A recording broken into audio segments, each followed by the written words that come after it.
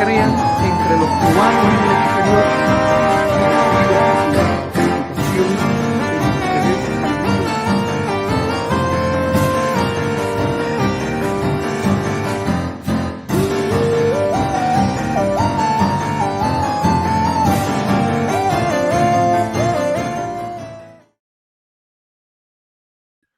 Hola amigos, hola amigas, qué gusto estar con ustedes. Hacía una semana que no salíamos, bueno, no una semana exactamente, una semana más o menos, más de una semana, porque hemos estado de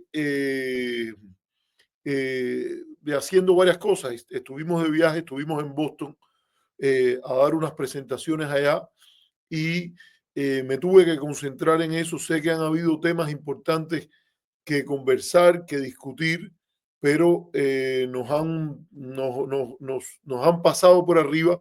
Algunas veremos cómo los podemos hacer. Tenemos un grupo de temas también que quisiéramos tratar. Particularmente nos interesa mucho el tema del Canal de Panamá y la discusión que hubo en torno al tema una vez que el secretario de Estado Marco Rubio estuvo ahí, la conversación que hubo con el presidente Molino y también las declaraciones que ha hecho el presidente Trump a ese respecto. Otro tema importante que ojalá tengamos la oportunidad de discutirlo pronto son las elecciones en Alemania. He estado tratando de encontrar un experto que nos pueda ayudar para entender mejor esto. Siempre hemos encontrado unos cuantos expertos en inglés, incluso un amigo nos puso en contacto con una sesión que estaba haciendo uno de los líderes o de la parte de relaciones internacionales del Partido Verde, que nos fue muy útil, nos ayudó a entender mucho los resultados, a procesarlos, y hemos visto algún que otro programa, pero quisiéramos no solo hablar uno de lo que aprendió de los demás y de lo que hemos leído, sino hablar con alguien que verdaderamente sepa de las posibilidades y la situación política que está presente aquí. Bueno, y en Estados Unidos se ha cumplido ya un primer mes del presidente Trump y bueno, ya es tiempo de hacer una primera valoración por lo que ha sido este parteaguas, donde ha habido muy poco tiempo para descansar por el ciclo de noticias que ha sido permanente. Como se ha dicho, el presidente y su equipo han tratado de inundar el espacio de la noticia con noticias, con proposiciones a veces poco viables y sobre todo que saben que van a estar sujetos a plena revisión judicial, pero lo han hecho en la idea de, como estrategia política, para adaptar el ambiente político a convertir normal la normalidad. Yo creo que es importante conversar sobre este tema que vamos a hablar ahora, porque la Cámara de Representantes, pues, que hemos planteado aquí, sí tiene razón Humberto Brito, que se hace llamar matador. No sé qué quiere decir con esta palabra Humberto de matador. Está la canción del Tiger y también está la canción de creo que es de Víctor Manuel, así que no sé por qué te hace llamar matador, pero en todo caso es verdad que Elon Musk por lo menos puso capital político a favor del partido de extrema derecha en Alemania, que fue la gran sorpresa, que pasó de un 20% a apenas 8 puntos porcentuales de uno de los dos partidos más importantes tradicionalmente en Alemania desde el fin de la Segunda Guerra Mundial, que es la Unión Demócrata Cristiana y la Unión Social Cristiana de Bavaria, que es como la Unión Social Cristiana es como un partido más cercano a la Iglesia Católica en esa zona, que es donde está casualmente la ciudad de Múnich, donde se han ocurrido eventos históricos muy importantes. Pero bueno, no voy a hablar de eso. A lo mejor algo queda cuando hablemos de las elecciones en Alemania. Pero yo creo que, por ejemplo, del tema de Ucrania sí es importante hablar. Y ya que tú mencionaste esto, también hay que hablar, por ejemplo, de lo que fue Humberto Brito, el importante discurso que dio en la conferencia de seguridad de Múnich, J.D. Vance, el vicepresidente de los Estados Unidos, donde le dijo a los europeos que estábamos en una especie de fase de separación, de visiones diferentes sobre los peligros a Occidente y en lugar de hablar de Rusia, como había sido la posición que en alguna medida había planteado Estados Unidos con la administración de Biden y la actitud en torno a la guerra en Ucrania que incluyó no solo a la administración Biden, sino en gran medida también a un sector importante del Partido Republicano, y en el Comité de Inteligencia del Senado y en el Comité de Relaciones Exteriores, el actual secretario de Estado, que a última hora él empezó a tomar distancia cuando era senador de las posiciones más fuertes en relación a Ucrania, y de los congresistas también cubanoamericanos. Vamos a recordar que María Elvira Salazar llegó a proponer una no-fly zone sobre Ucrania, que podía haber llevado, aquello quedó demostrado en Washington, uno se encontraba a cualquiera que a mí me gusta picar, porque me gusta alentar opiniones en contra de los que yo tengo en contra, para decirlo con toda claridad. Y en un viaje a Washington, cuando María Elvira Salazar dijo aquello de la no-fly zone, yo me dediqué, tanto en las redes sociales como hasta personalmente, cuando me encontraba a alguien que estuviese en el área de la política exterior, relaciones internacionales, a decirle, bueno, y la última que ha venido es que María Elvira Salazar, la congresista, se le ha ocurrido proponer una no-fly zone para una zona de no sobrevuelo sobre Ucrania, a aplicarla por quién, porque los ucranianos no tienen la tecnología para eso. Era para tumbar aviones rusos, y quienes los tendrían que tumbar, bueno, los países de la OTAN, con la posibilidad de que Rusia no se quedara cruzada de brazos y aquello llevara a un conflicto nuclear, que es lo que ahora está diciendo el presidente. Y sabemos que a María Elvira no se le ocurre ahora decir nada en oposición a eso.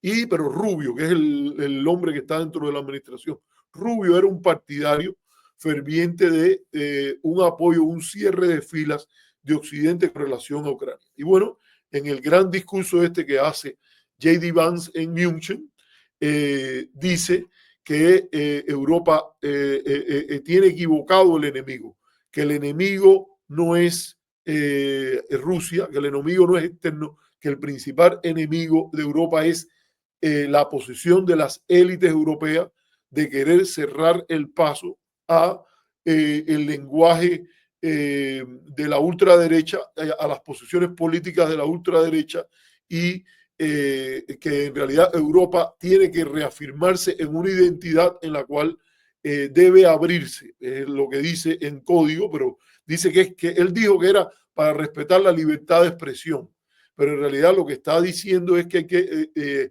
abrir. En Europa no meten preso a nadie porque tenga una posición de extrema derecha. De hecho, Alternativa por Alemania, el Frente Nacional de Marine Le Pen en Francia y el Partido de la Libertad en Austria son partidos que abiertamente se conoce que son partidos de extrema derecha.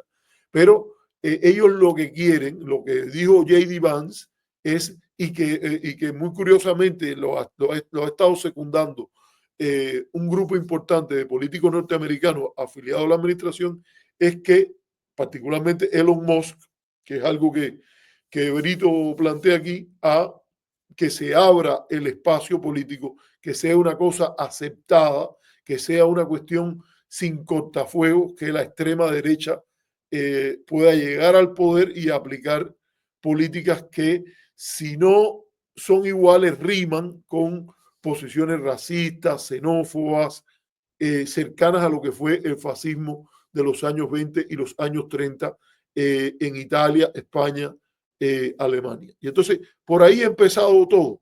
Y yo creo que es importante tenerlo en cuenta. Ha habido muchas noticias, hay muchas cosas que hay que ubicar. Yo sugiero, yo he estado esperando, voy a hablar más de Elon Musk en algunas de las cosas que voy a decir.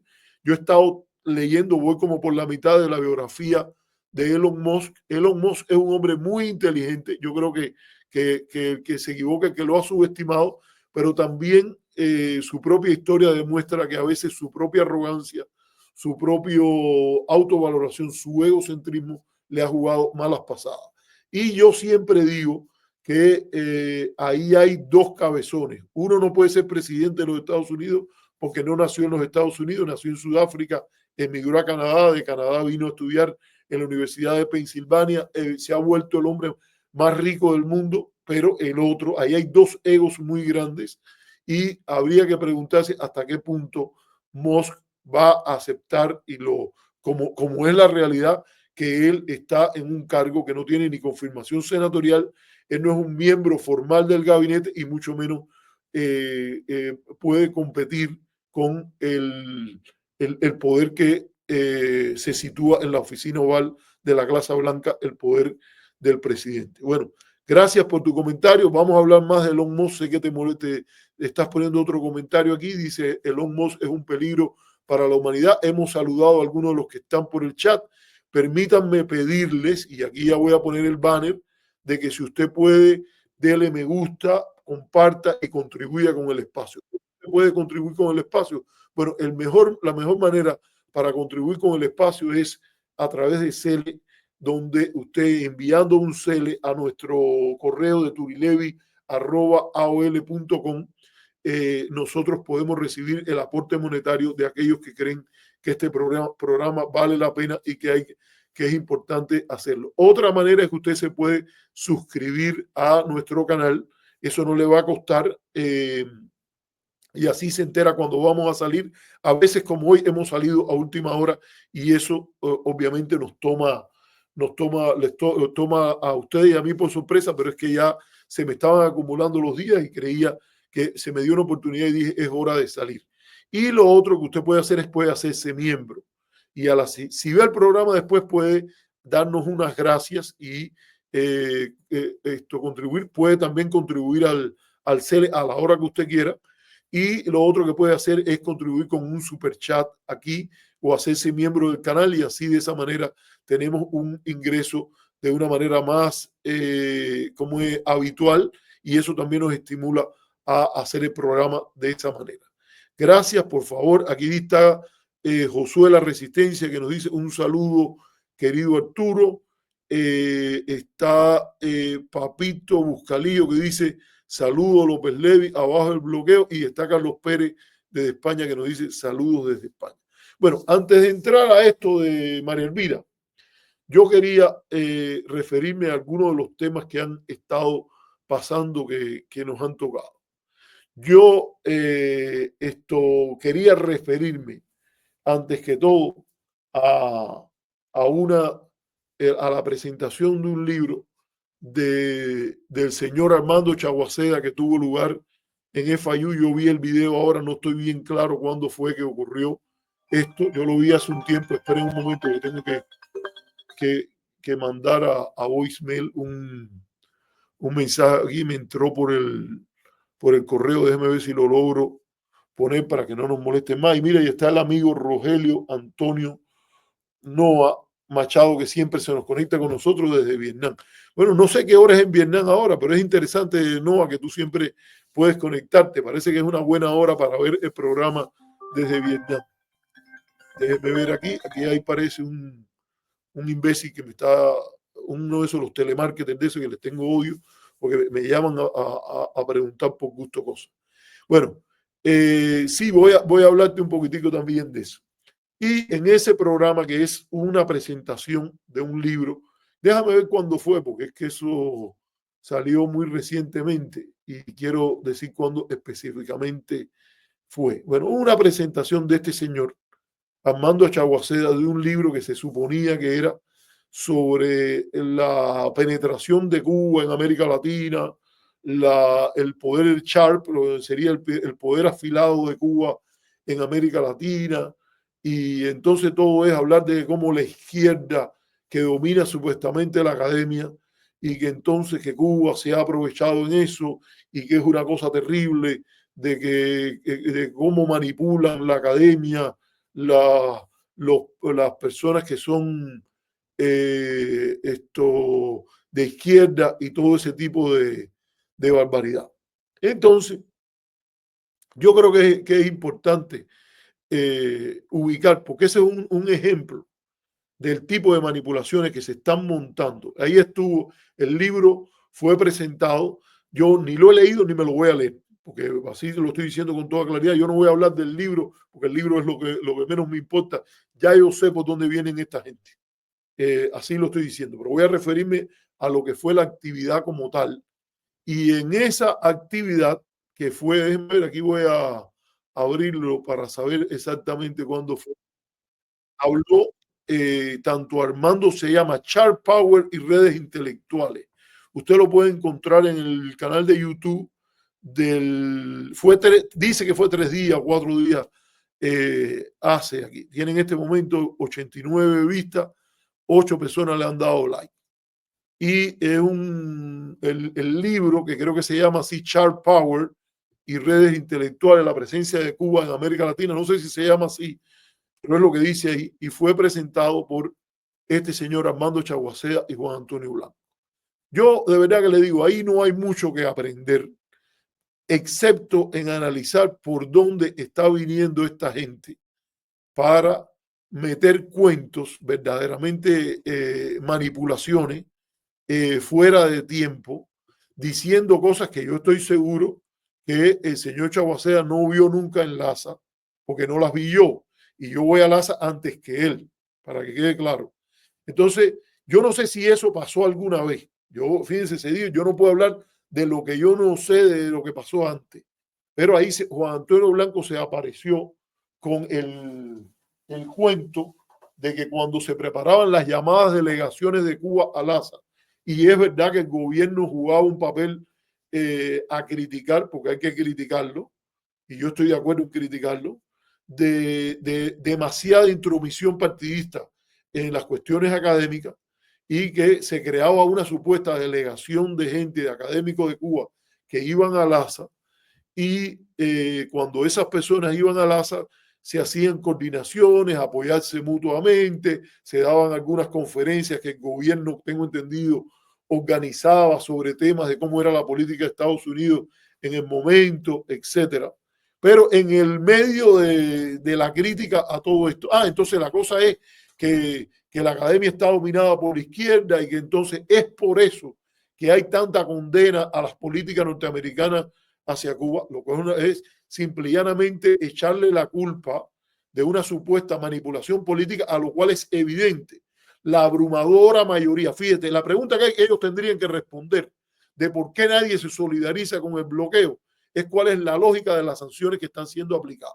Y no hay lógica ninguna que sea racional y que esté a favor de los intereses nacionales de los Estados Unidos, a favor de los intereses nacionales de ningún país latinoamericano, está la idea de tener promover ese círculo sanitario contra Cuba, de hacerle daño al pueblo cubano, de lo que fue la política proclamada y continuada a partir de la tradición de la enmienda Platt de una ley que se llama la ley Helms-Burton.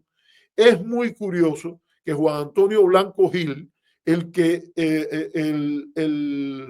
hijo de Elena Gil, que vamos a recordar, la de las maestras Macarenco, yo no me voy a dedicar a hablar de su mamá ni nada de eso, pero que venga este señor y que además que escribió en numerosas ocasiones explicando que lo que había entre Estados Unidos y Cuba era un conflicto, que incluso cuando la abrumadora mayoría de los académicos cubanos no decían que la administración Reagan era fascista, él escribió que era una administración fascista.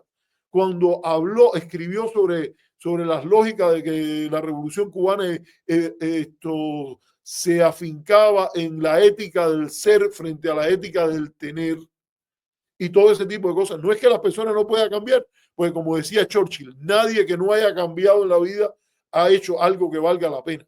Pero en este caso hay todo un hilo intelectual de posiciones en las cuales todos los argumentos que él dijo contra la ley Helms-Burton, contra la idea de que la promoción de derechos humanos, ya no estoy hablando de la promoción de socialismo, de la revolución, no. La promoción de derechos humanos no tenía nada que ver con la política norteamericana. Fíjate, esto es aparte de lo que tú puedas decir de Cuba. Él decía que la política de Estados Unidos hacia Cuba no tenía nada que ver y que era contraproducente a la promoción de derechos humanos. Y ahora que se baje con estas cosas por las cuales la popularidad de Cuba o la popularidad de la causa antibloqueo se debe a la penetración del poder cubano tenebroso que captura a la academia aquí y que en la izquierda hay 9 de cada 10 personas que son los que promueven esto. Toda esa historia de macartismo y de estilo paranoico que ha sido apropiadamente refutada en numerosas ocasiones. Y una de las cosas que llegan a decir ahí esta gente, es que cuando se iban a las conferencias de LASA, en las cuales yo he estado desde 2002, he ido a las conferencias de LASA, entre ellas a una que hubo en 2002 fue, si 2002 o 2003, una que hubo en Las Vegas, en la cual de Cuba no dejaron venir a casi nadie.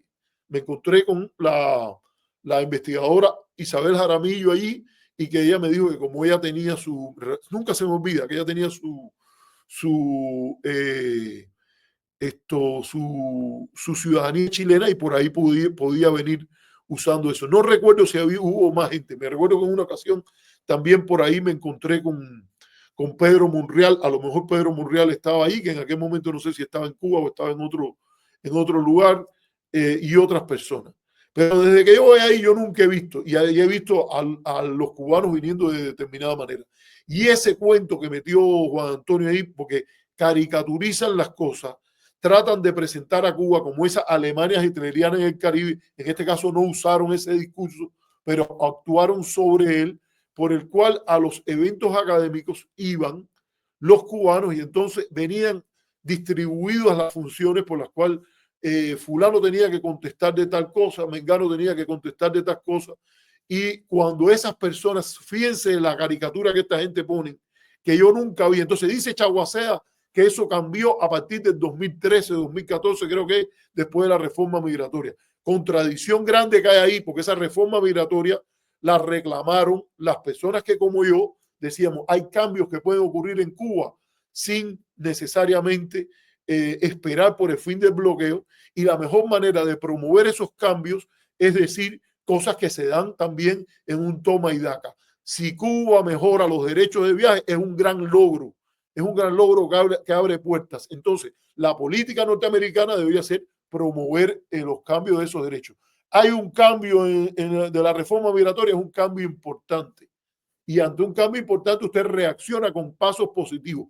La política de cambio de régimen impuesta desde afuera es contraproducente, contraria a las buenas prácticas de promoción de derechos humanos. Usted tiene que estar dispuesto a dialogar, a tomar y a dar. Y esa reforma migratoria que dice Armando Chaguaceda, que fue, oye, eso cambió todo, porque entonces la gente podía venir a los congresos del ASA y no solo podía venir la delegación, es como ellos dicen ahí. Bueno, fue un gran cambio la reforma migratoria. Tienes que reconocer que hubo muchas cosas que cambiaron, que el país no es totalitario, que tiene un elemento importante de cambios, aunque no es un país democrático liberal, es un país en el cual han ocurrido cambios importantes. Y ante ese diagnóstico no puedes partir de que se trata de una Alemania hitleriana en el Caribe, porque en las Alemanias hitlerianas del Caribe o en Corea del Norte las personas no pueden viajar. La gran mayoría, no es una sociedad cerrada, cuando las personas pueden comprar su pasaje, si le dan una visa en otro país, e irse a ese país y regresar cuando le dé la gana. Eso no es una sociedad cerrada, te guste a ti o no. Y entonces, dentro de esa dinámica no cabe, como una buena política, pronunciarte en contra de los intercambios académicos, aún con las limitantes que impone un partido gobierno comunista Estado allí. Esta discusión hay que tenerla, pero en FIU no se puede organizar, porque tienen un control tan estricto del discurso ideológico y de la narrativa como la que dicen ellos que tiene el Partido Comunista en Cuba. Entonces, no se puede, ahí hay una monotonía ideológica de extrema derecha, ahí en el FIU, y el evento fue parte de eso. Entonces, este señor Blanco se atreve a decir allí, que además todo el mundo sabe quién era, vaya, yo no estoy diciendo ninguna revelación, ni mucho menos. Él era funcionario del Departamento de América del Comité Central. ¿De qué vamos a estar hablando aquí? De que él era una persona discrepante, disidente, ni mucho menos. Entonces, esto dice ahí que durante muchos años, bueno, cuando había una pregunta sobre, digamos, Estados Unidos, habían los expertos, que yo no los voy a mencionar porque yo no me voy a prestar para la campaña macartista contra uno que fue mi profesor y contra otro que le tengo el mayor respeto. Yo no me voy a prestar para eso. Pero entonces decía que solo respondían las preguntas esas dos personas, y el resto que levantaba la mano, si esas dos personas, uno de ellos levantaba la mano, los demás la bajaban. Eso es una caricatura que a mí no me vaya, yo creo que es una guayaba que no se la puede creer nadie. de que esté pasando ahora y mucho menos de que estaba pasando en los años 2000, porque en los años 2000 yo fui a LASA y nunca vi nada de eso. Para que quede claro, si eso pasaba en los años 80, cuando él era funcionario del departamento del Comité Central, y él sí podía haber protestado por eso y haber de verdad formado el rollo, no. A mí nunca, por ejemplo, para decirlo, yo nunca viajé bajo ningún concepto oficial en Cuba, pero todo el mundo que me conoce a mí sabe que a mí nadie me puede nada más ni siquiera insinuar la idea de que yo voy a ir a un evento académico y si alguien levanta la mano, yo tengo que bajar la mía. Yo he conocido un grupo de esos intelectuales que viajaban en aquella época, algunos que viven fuera. Eso es un insulto incluso a esas mismas personas. Porque yo, por ejemplo, recuerdo que en uno de esos LASA, mucho antes, porque no estoy hablando de los últimos, mucho antes, estoy hablando de los años 2000, Pedro Monreal estuvo ahí. Yo no me imagino que alguien le pueda decir a Pedro Monreal, mira, cuando alguien haga una pregunta de tal cosa y tú levantas la mano, si tú te das cuenta que fulano levantó la mano, tú acuérdate que tiene que ser disciplinado y bajarla porque él es el que tiene que hablar. Yo no me imagino una vida intelectual en la cual, para poner un ejemplo, un intelectual, un economista prominente con el cual he tenido discrepancias, pero también coincidencia, vaya a coger y a bajar la mano. Es una caricatura lamentable, vergonzosa, organizada entre otras cosas por el Instituto de Investigaciones Cubanas de la Florida International University, donde organizaron, lamentablemente también, porque eso ya viene de una tradición, organizaron aquel circo romano para tratar de insultar, apabullar, no tener un debate bajo reglas con la profesora de la Universidad de Boston, Susan Eckstein, por ejemplo. Entonces, bueno, dijo eso este hombre, dijo Juan Antonio, esa caricatura que es lamentable y que yo creo que es una cuestión hasta de mínimo honor decir que esas personas y las personas que conocen a los que estaban en aquello. Fíjense, a mí no me gustaba para nada. Yo creo que el gobierno cubano ejerció controles sobre los derechos de viajar que fueron lamentables. Violaciones de nuestros derechos humanos de viaje. Para que nadie vaya a decir esto, porque siempre es la vuelta de que quieren tener el debate con el que ellos quieren, que es con el que esté de acuerdo con ese tipo de cosas del sistema. No, yo no estoy de acuerdo con esas cosas. Lo que también creo que es responsable, si tú vas a estar hablando de derechos humanos, que lo hagas con responsabilidad, que hagas el verdadero diagnóstico y no metas mentiras. Y además no impongan esa disciplina y ojalá que inviten un público más plural y, por ejemplo, otros académicos puedan hablar en los foros que están organizando de estudios cubanos, desde el que tienen en Harvard, donde pueden invitar a gente con más pluralidad de los que están invitando, y eso es para Alejandro Lafuente, que es el que organiza todo eso, y donde está ahora con una prominente miembro, Tania Bruguera, y allí también deberían invitar gente para que puedan hablar. No me quieren invitar a mí, ya yo me la estoy jugando con esta manera, para que sepan, ya yo, fíjense, yo descarto que a mí no me tienen que invitar, pero tienen que invitar a gente de un espectro político, un espectro ideológico, de un espectro académico mucho más grande que están haciendo. Y en FIU, donde dice que tienen la responsabilidad y donde han puesto ahora de presidenta a la ex vicegobernadora, también deberían tener como objetivo que sea una universidad que en la temática de Cuba se funcione con amplitud, con pluralidad ideológica y con pluralidad política en torno a las personas que tienen diferentes puntos de vista sobre el intercambio académico con Cuba, sobre las sanciones, que también se pueda ir y presentar libros de otras personas ahí y que rompa con este tipo de cosas, una actividad tan vergonzosa donde se dicen esas cosas. Mire, yo no me imagino, para poner ejemplo de gente hasta que tienen familia y que dicen que son inspiración para otros, yo no me imagino a Esteban Morales en los años 2000 tanto, porque yo me encontré por ahí, a Esteban Morales, que cuando fuera a hablar de Estados Unidos, que diga, no, nada más que puede haber Mengano y Sutano. Repito, no voy a decir los nombres que ellos dijeron ahí. Si usted quiere, vaya y véalos ahí, porque yo no me presto para hacer eco de ninguna campaña macartista. Mira, oye, tienes que bajar la mano porque va a hablar fulano y Mengano. Es una mentira, Juan Antonio. Y por lo menos debía decir, si eso pasó cuando yo era funcionario del Departamento de América del Comité Central, no que diga que pasó en los años 2000, o sea, tirando eso como si estuviera ni siquiera pasando ahora. Yo no sé cuándo pasó y si pasó o no, pero lo que yo sí estoy seguro que decir como hablar de eso como si fuera una cosa de la realidad de hoy que hay que combatir es una mentira, o que estaba pasando hasta el otro día. Eso es una mentira y una manipulación. o que Juan Valdés Paz, que mira, por ahí está Carlos Manuel Estefanía, que no he leído el comentario de él. Y que sí sabe, porque ese sí conoció a Juan Valdés Paz, y yo me senté con Juan Valdés Paz, y cuando Juan Valdés Paz me prestó un libro, entre otras cosas, le había mencionado la amistad que yo había tenido con Carlos Manuel Estefanía. Oye, por favor, nadie se puede imaginar a Juan Valdés Paz bajando la mano, oye, no, porque me dieron la orientación de que el único que puede hablar es Mengano. Eso es mentira, mentira. Eso lo que han organizado en el FAIU fue una mentira.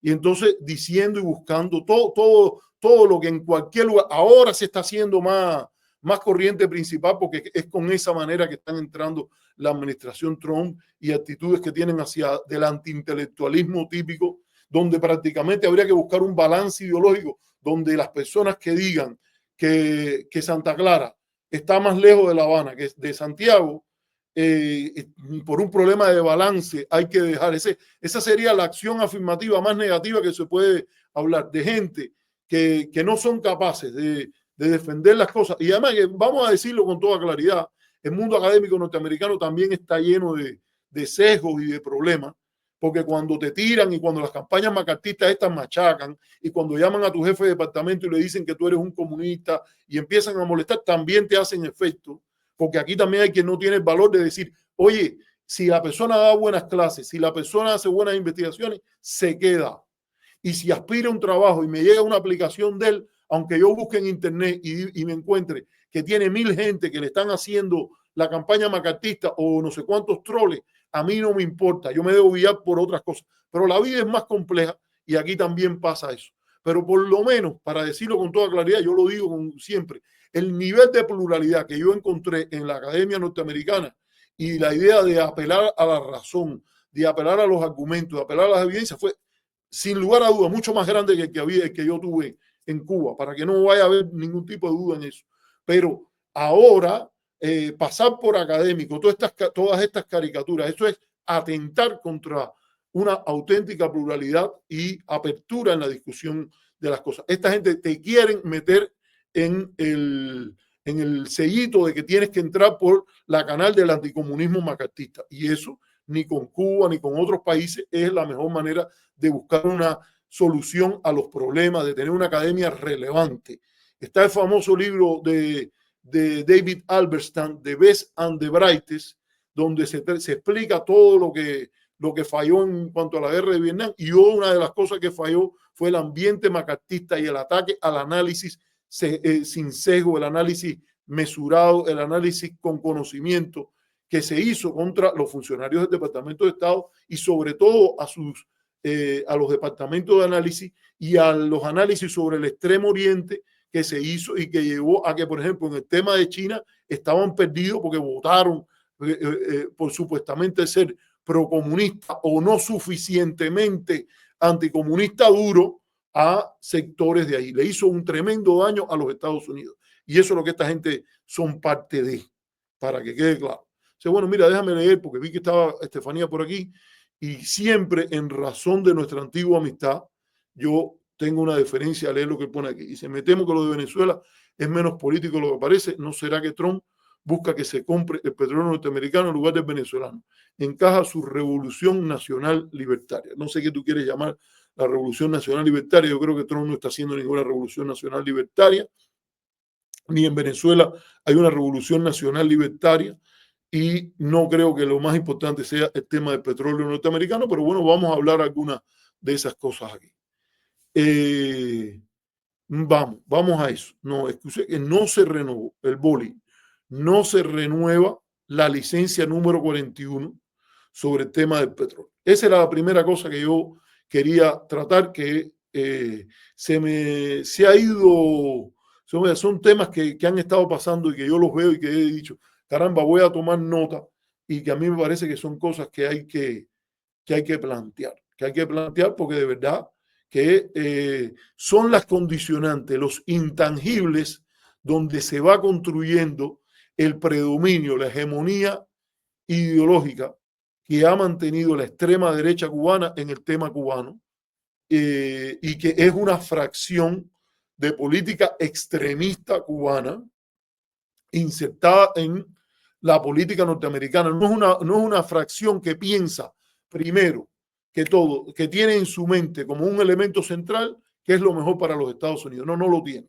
Es una, como ciudadano norteamericano, no me cabe duda que toda esa gente lo primero que piensa es de qué manera podemos avanzar la causa anticastrista extrema de procurar un colapso del sistema para poder llegar nosotros e instalarnos desde una especie de botón reset en el cual nosotros no tengamos que negociar con esa gente por las cuales tenemos un odio total. O sea, eso no es lo que le conviene a los Estados Unidos, no es ni siquiera lo que proclama la ley que habla de transición pacífica a la democracia, pero ellos se mandan con eso y además como buscan dinero por donde quiera que puedan, para que quede claro por dónde viene. Y además no son capaces de demostrar en medio de los Estados Unidos, bajo la protección de la primera enmienda, que son capaces de construir una comunidad modelo que los cubanos de Cuba puedan mirar. Si algún día, yo lo digo por el intercambio académico, por el intercambio educacional, si algún día, por ejemplo, las personas de Cuba pueden venir y estudiar en universidades norteamericanas, ojalá que vayan a universidades por lo menos de la mitad de la Florida para arriba. O que, bueno, a lo mejor puedan estar en otros lugares donde no predomine esa cultura en la cual se acalla los que piensan diferente y segundo, se dice con impunidad todo ese tipo de mentiras que son propias de el renegado, porque hay que decirlo así. Las personas que en Cuba fueron reformistas de verdad, que expresaron puntos de vista controversiales, que sufrieron el castigo, no tienen necesidad de venir aquí a actuar con esa violencia del renegado. Porque uno dice, bueno, yo a mi tiempo, como dice Silvio Rodríguez, con gusto, sonriente, dije mis puntos de vista. Y lo hice porque lo consideré meaningful, sustantivo. Y de ahí empecé. Yo no me tengo que arrepentir de nada. No me tengo que... me puedo mover en un espectro en el cual no tengo que ahora demostrarle a nadie mi afiliación a ninguna posición extremista, ni mucho menos. Y incondicional de nadie, para que eso quede claro, ni del gobierno cubano, ni de las posiciones dominantes en Miami, ni las dominantes en ningún lugar, pero mucho menos en Miami, donde sé y me conta, porque además hasta lo ha dicho, fíjense, hasta lo dijo este propio Juan Antonio Blanco, llegó a escribir que las personas que no habían aceptado el camino, el rumbo comunista de la revolución, se convertían ipso facto en traidores a la revolución misma, aunque ellos no tuvieran el plan comunista, como eran la familia de él y todo ese tipo de cosas. No. El que no adoptó el rumbo comunista, dígase Hubermato, dígase un grupo importante, incluso miembros de mi familia, que nunca, los que se apoyaron a Fidel y se hicieron comunistas, entre otras cosas, por su posición nacionalista anterior. Pero los otros que dijeron, no, esta revolución no me conviene porque para donde va no fue por lo que yo luché. Bueno, este señor Blanco llegó a escribir que eran traidores a la revolución por el hecho de que la única manera que la revolución podía consolidarse era adoptando el rumbo comunista. Y entonces, si tú no aceptas que hay que adoptar el rumbo comunista, aun cuando ese no era tu plan, tú eres un traidor a la revolución. Fíjense, eso no tenía ni que escribirlo. Sin embargo, lo escribió y lo puso ahí en un artículo que salió en la revista Cuaderno Nuestra América, cuando justo él dice que en Halifax estaban haciendo eso, de decirle a la gente, oye, mira, tú nada más que cuando levante la mano fulano, entonces tú tienes que bajar la mano tú, porque ese es el único que puede hablar en el evento académico. Bueno, ese era un primer tema. Déjame tomarme mi primer receso y vengo ahora para hablar de otros temas que también quiero mencionar. Denme un minutico y ya regresamos enseguida. Vamos. Por cierto, si Juan Antonio Blanco está por ahí y quiere subir y discutir alguna de estas cosas, que aparezca. Que yo con gusto que se comunique conmigo, yo lo invito y tenemos esta conversación aquí en mi programa cuando él quiera. Voy a poner una cortina y regreso para seguir los otros temas.